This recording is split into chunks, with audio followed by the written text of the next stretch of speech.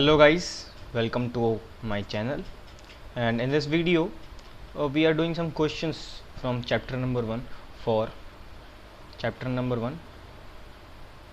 boards and for a term 1 basis.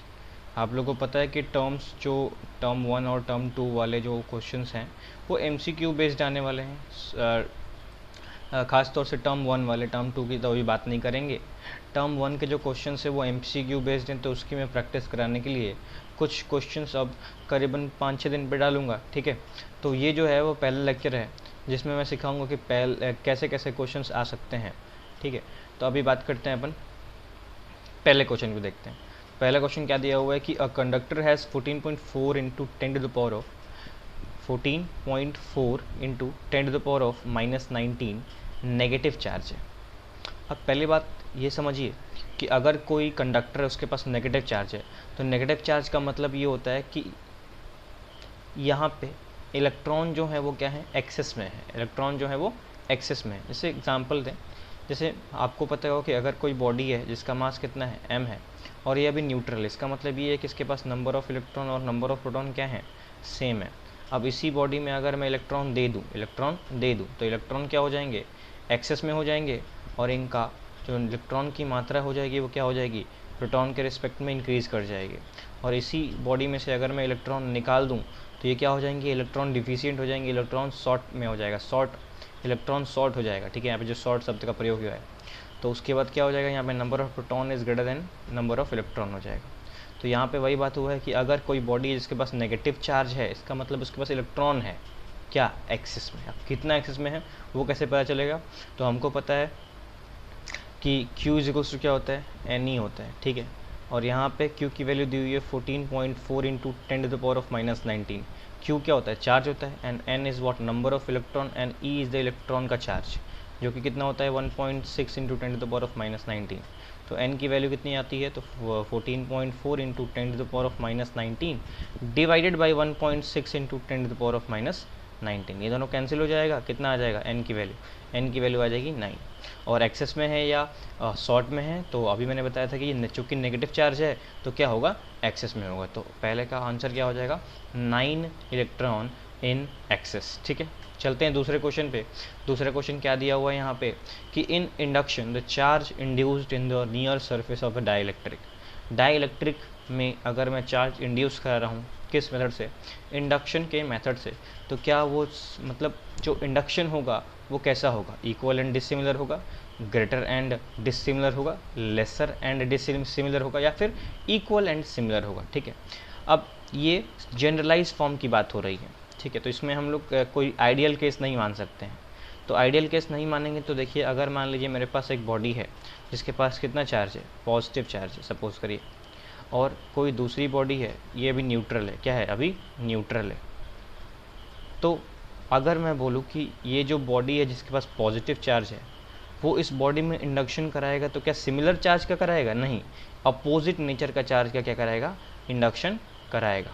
ठीक है, अगर पॉजिटिव चार्ज है तो इसके बचे हुए जो इलेक्ट्रॉन्स होंगे उसको एक तरफ यहाँ पे क्या करेगा, अट्रैक्ट करेगा, जिसकी वजह से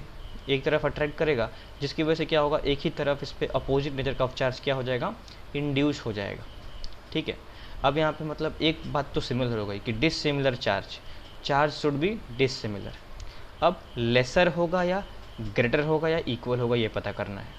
तो याद रखिएगा कि हमेशा जब रबिंग होती है, जब दो चार्ज के बीच या फिर दो पार्टिकल के बीच में रबिंग होती है, तब क्या होता है, इक्वल नंबर ऑफ चार्ज दोनों में क्या होता है, हमारे पास आता है, इक्वल नंबर ऑफ चार्ज आता है दोनों ही बॉडी में। लेकिन अगर इंडक्शन होता है तो कुछ मात्रा क्या होती है, लॉस हो जाती है, इसीलिए ये क्या होता है, इक्वल ना इंड्यूस होकर कुछ कम इंड्यूस होता है। तो आंसर क्या हो जाएगा इस पर्टिकुलर क्वेश्चन का, कि लेसर एंड डिसिमिलर। मैंने क्या बोला कि इंडक्शन के दौरान क्या होता है कि कुछ लेसर अमाउंट में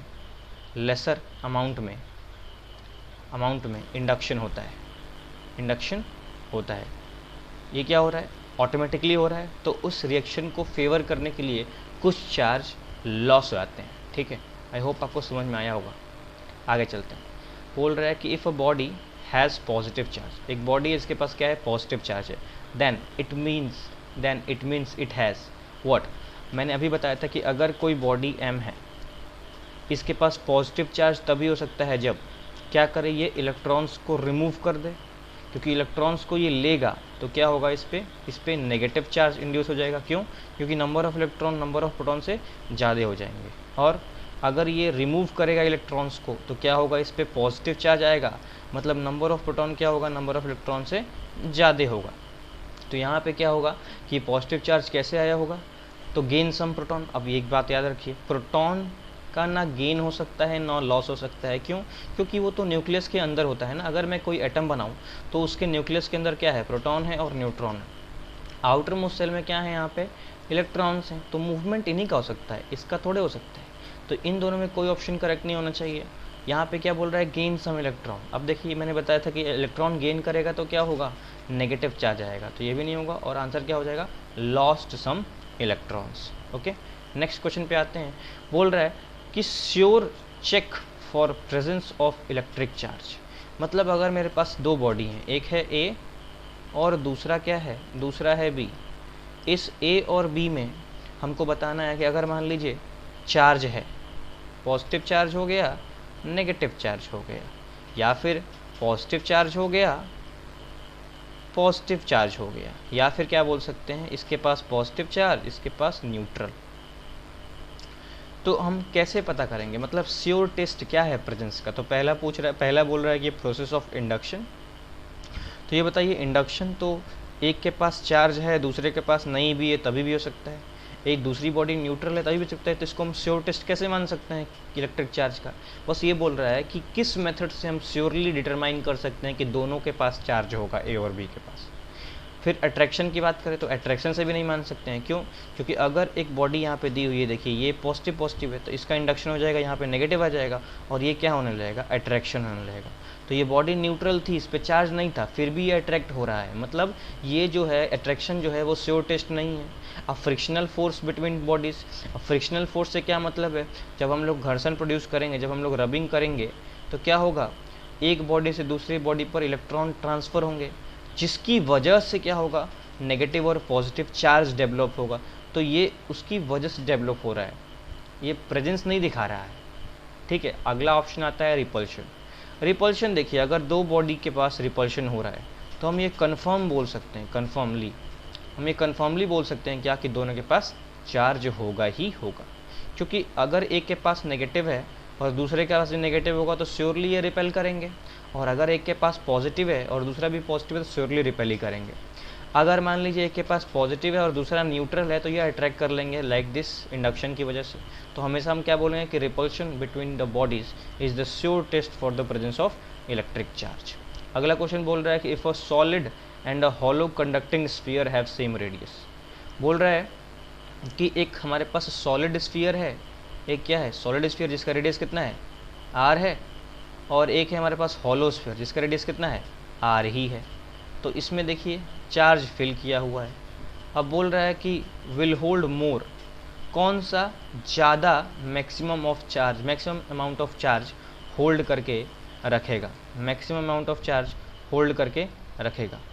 तो देखने से पता चलता है कि हमारे पास हॉलो जो कंडक्टिंग स्फीयर है वो ज़्यादा यहाँ पे चार्ज एक्यूमुलेट करा हुआ है, लेकिन उत्तर बिल्कुल ही अलग है। उत्तर ये है कि both the sphere will hold same maximum charge. क्यों? क्योंकि हमको पता है कि अगर सेम टाइप ऑफ चार्ज होंगे, सेम टाइप ऑफ अगर चार्ज हैं हमारे पास तो क्या हो सकता है, तो ये मिनिमम रिपल्शन के लिए दूर होंगे, मैक्सिमम डिस्टेंस पे आ जाएंगे, मतलब कहाँ पे आ जाएंगे, मतलब आ जाएंगे सरफेस पे, मतलब कहाँ पे आ जाएंगे, सरफेस पे आ जाएंगे। इसका मतलब है कि सॉलिड लें या हॉलो लें, सारे चार्ज कहाँ गए हैं, सरफेस पे आ गए हैं। इसका मतलब दोनों ही स्फीयर क्या करेंगे, सेम मैक्सिमम चार्ज ऑक्यूपाई करेंगे, क्योंकि अगर रेडियस सेम है तो सरफेस एरिया भी सेम होगा और चार्ज भी क्या होगा, सेम होगा। आई होप आपको ये आंसर भी समझ में आया होगा। अगला क्वेश्चन बोल रहा है कि which of the following is not a unit of charge. बोल रहा है कि कौन सा इसमें से ऑप्शन यूनिट ऑफ चार्ज नहीं है। तो आपको पता है कूलॉम होता है, SI यूनिट। ये स्टेट कूलम होता है CGS यूनिट, और 1 फेरेड जो होता है ये होता है चार्ज ऑन 1 फेरेडे का मतलब होता है 1 फेरेडे 1 फेरेडे का मतलब होता है चार्ज ऑन 1 मोल इलेक्ट्रॉन। ठीक है, तो ये कितना होता है, तो ये होता है 96500 कूलम लेते हैं अपन। ठीक है, और फेरेड जो होता है ये तो अलग यूनिट ही है। किसकी यूनिट है ये कैपेसिटेंस की यूनिट है, कैपेसिटेंस। ठीक है, तो ये ऑप्शन यहाँ पे करेक्ट होगा क्योंकि ये नॉट पूछा हुआ है। आई होप आपको ये भी आंसर समझ में आया हो। फिर बोल रहा है कि व्हेन अ प्लास्टिक रॉड, अगला क्वेश्चन, रब्ड विथ वुल से रब करा गया है एक प्लास्टिक रॉड को, is brought near the knob. तो सुनिए, अभी बात बता रहा हूँ, कभी भी एक प्लास्टिक रॉड जो दिया हुआ है, इसको अपन अगर रब करेंगे किसके साथ, वुल के साथ, तो इस पे प्लास्टिक रॉड पे क्या होता है, पॉजिटिव चार्ज क्रिएट होता है, और इस पे क्या होता है, नेगेटिव चार्ज क्रिएट होता है। अब बोल रहा है कि near the knob of negatively charge gold leaf. ठीक है, अब गोल्ड लीफ पे क्या होगा, हम लोग यहाँ पे negatively knob of gold leaf लेके जाएंगे, तो क्या होगा, जब भी हम यहाँ पे लेके जाएंगे तो यहाँ पे है, यहाँ पे ऐसे गोल्ड लीफ बनाया होता है। ठीक है, गोल्ड लीफ एक्सपेरिमेंट में ये हमारे पास गोल्ड लीफ है। ठीक, गोल्ड लीफ है। अब यहाँ पे जहाँ हम पॉजिटिव चार्ज देंगे तो मूवमेंट स्टार्ट हो जाएगा, और मूवमेंट कहाँ से कहाँ स्टार्ट होगा, यहाँ से यहाँ स्टार्ट होगा, और ये जो चार्जेस है वो कहाँ पहुँच जाएंगे, ये पहुँच जाएंगे, ये मतलब ये पॉजिटिव देंगे तो क्या होगा, मूवमेंट स्टार्ट हो जाएगा। तो ये जो नेगेटिव है वो क्या होगा, आगे बढ़ना शुरू हो जाएगा और यहाँ पे पहुँच जाएगा, और यहाँ पे पहुँचने की वजह से क्या होगा कि ये क्या हो जाएंगे, रिपल्शन शुरू करने लगेंगे और दूर दूर जाने लगेंगे। मतलब यहाँ पे क्या हो जाएगा, डायलेट कर जाएंगे। क्या कर जाएंगे, डायलेट कर जाएंगे। आई होप आपको ये भी आंसर समझ में आया हो। अगला क्या है, बोल रहा है which of the following is not true about electric charge. मतलब ये प्रॉपर्टीज़ की बात कर रहा है, मतलब बोल रहा है कि इसमें से कौन सी प्रॉपर्टी करेक्ट नहीं है। पहला है कि charge on a body is always integral multiple, मतलब ये Q is equals to NE वाला दिया हुआ है, क्वांटाइजेशन ऑफ चार्ज। तो क्वांटाइजेशन ऑफ चार्ज इसका एक करेक्ट है ना, करेक्ट बात है ये, तो इसका मतलब ये करेक्ट है। स्केलर क्वांटिटी, हाँ एडिटिव नेचर का होता है, चार्ज क्या होता है, एडिटिव नेचर का होता है, मतलब इसको हम लोग नॉर्मली ऐड कर सकते हैं, मतलब ये कैसी क्वांटिटी होती है, स्केलर क्वांटिटी होती है। फिर बोलता है यहाँ पे कंजर्वेशन ऑफ चार्ज के बारे में। कंजर्वेशन ऑफ चार्ज के बारे में क्या बोल रहा है ये, कि अगर एक नेट चार्ज, मतलब टोटल चार्ज किसी आइसोलेटेड सिस्टम में, मतलब किसी ऐसा जो आइसोलेटेड सिस्टम का मतलब क्या होता है, आइसोलेटेड सिस्टम का मतलब ये होता है कि कोई ऐसा सिस्टम जिसमें कोई इंटरेक्शन ना हो, नो इंटरेक्शन फ्रॉम सराउंडिंग, मतलब ना मैटर का ट्रांसफ़र हो ना एनर्जी का ट्रांसफ़र हो, तो उस समय क्या होगा, नेट चार्ज क्या होगा किसी बॉडी पे, ऑलवेज कंजर्व होता है। तो ये भी करेक्ट है। फिर बोल रहा है charge can be converted into energy and energy can be converted into charge. यही क्या होगा, गलत होगा, कि ऐसी कोई प्रॉपर्टी नहीं है, ये मास के लिए है, mass is converted, E is equals to mc² के लिए है। ठीक है, तो ये आप ये जानते होंगे आप। अब ये भी क्वेश्चन आपको समझ में आया होगा, थैंक। अब देखिए यहाँ पे, what is the amount of charge possessed by 1 kg of electron. बोल रहा है कि अमाउंट ऑफ चार्ज बताना है, मतलब को Q बताना है। तो Q इक्वल्स टू क्या होता है, NE होता है। मतलब अगर आपको N पता चल जाए तो हमको क्या पता चल जाएगा, हमको अमाउंट ऑफ चार्ज भी पता चल जाएगा। तो 1 kg में हमको क्या निकालना है, 1 kg ऑफ इलेक्ट्रॉन में चार्ज निकालना है। तो ये बताइए नंबर ऑफ़ इलेक्ट्रॉन्स कितने हो जाएंगे, नंबर ऑफ़ इलेक्ट्रॉन्स कितने हो जाएंगे हमारे 1 kg में। तो 1 kg में नंबर ऑफ़ इलेक्ट्रॉन्स हो जाएंगे, ये बताइए। अगर मैं 1 kg ऑफ इलेक्ट्रॉन ले रहा हूँ, 1 kg ऑफ इलेक्ट्रॉन, तो इसकी वैल्यू किसके बराबर होगी, तो number of electron into mass of 1 electron, mass of 1 electron. तो अगर मुझे नंबर निकालना है तो क्या हो जाएगा, 1 डिवाइडेड बाई क्या हो जाएगा, 9.1 into 10 to the power of क्या हो जाएगा, -31 kg। और ये भी किस में आएगा, kg में ही आएगा, दोनों कैंसिल हो जाएगा। तो यहाँ पे Q इक्वल्स टू क्या हो जाएगा, NE हो जाएगा। अब इसको सॉल्व कर लेंगे, 1/9.1 into 10 to the power of -31 into electron का charge 1.6 into 10 to the power of -19। तो ये कितना आएगा, यहाँ पे देखिए, तो यहाँ पे हम एक जीरो बढ़ा के यहाँ -20 का 11 आएगा।